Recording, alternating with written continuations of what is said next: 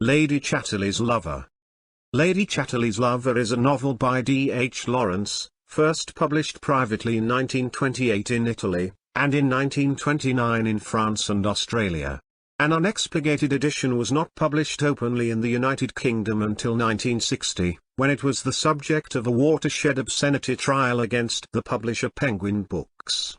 Penguin won the case, and quickly sold 3 million copies. The book was also banned for obscenity in the United States, Canada, Australia, India, and Japan.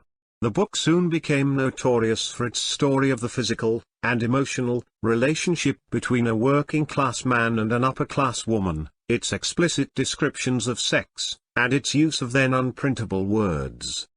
The story is said to have originated from events in Lawrence's own unhappy domestic life, and he took inspiration for the settings of the book from Nottinghamshire, where he grew up.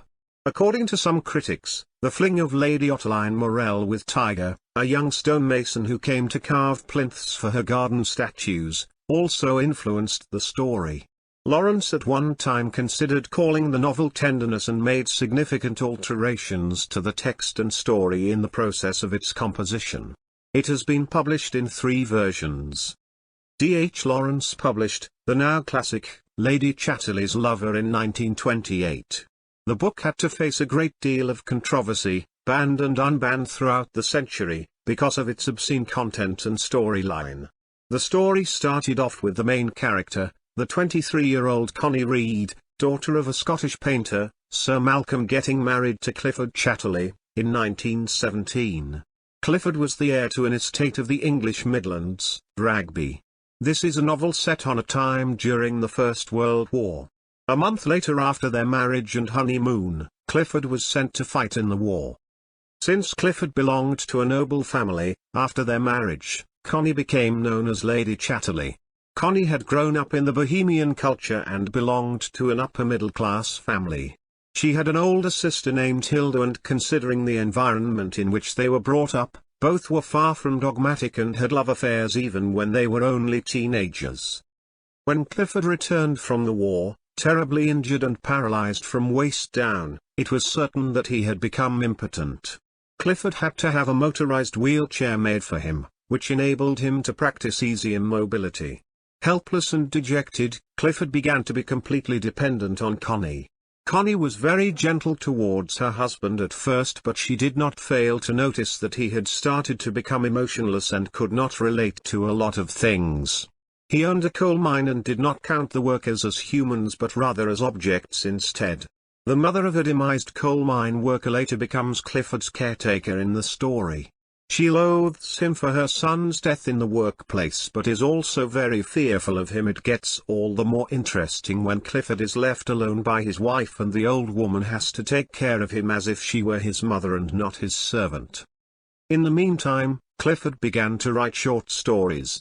As an author, he attracted many intellectual young people who came to pay visits to the Chatterleys in Rugby. As a result, Connie started to feel less gloomy with the sudden surge of new people. However, her father warns her that a life as such is not worthy of living. He does mention that a life without sensuality has no value even if she fills it with intellect. Sir Malcolm despised Clifford for his impotence and was unashamed to openly talk about sensuality in a public manner. Connie felt isolated and lifeless without the bare minimum amount of physical contact a human requires on a daily basis. An Irish playwright named Michaelis comes to Rugby in order to meet Clifford. Connie, who had been yearning for physical company for the longest of time, ends up in an affair with Michaelis.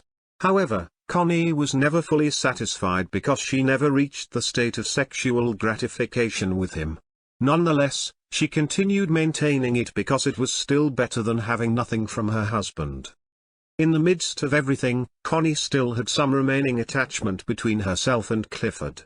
This is why she does not accept when Michaelis asks for her hand in marriage. Meanwhile, Clifford's growing talent in literature continued to bring in more and more intellectuals to Rugby. All of these men were open to the topic of sensuality. They always managed to come across discussion about the sexual relationships between men and women, creating a very intense environment. One beautiful morning, Clifford and Connie decided to go round the woods in Chatterley's estate.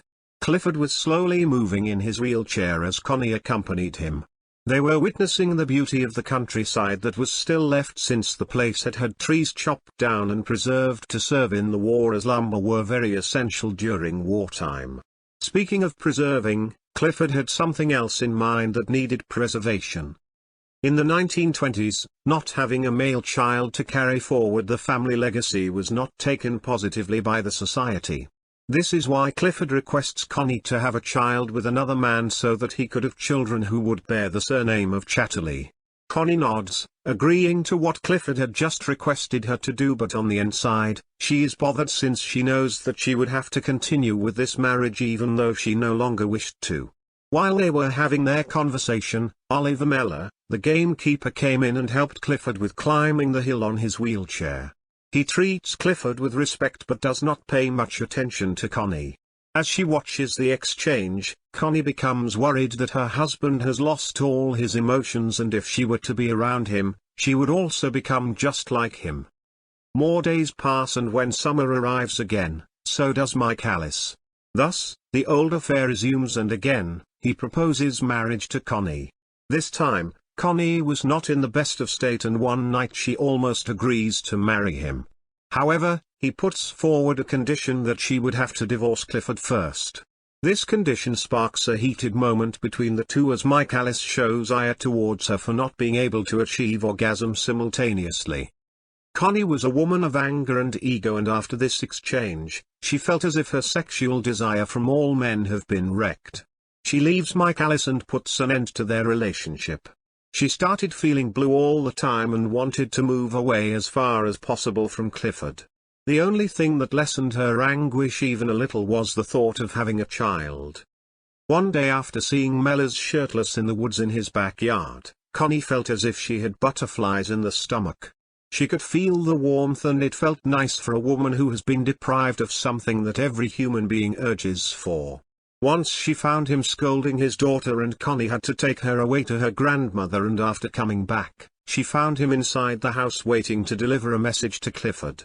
As she talks to him, she realizes that she happened to like him even more and was even slightly dazzled by his behavior, regardless of his sarcastic tone and distance.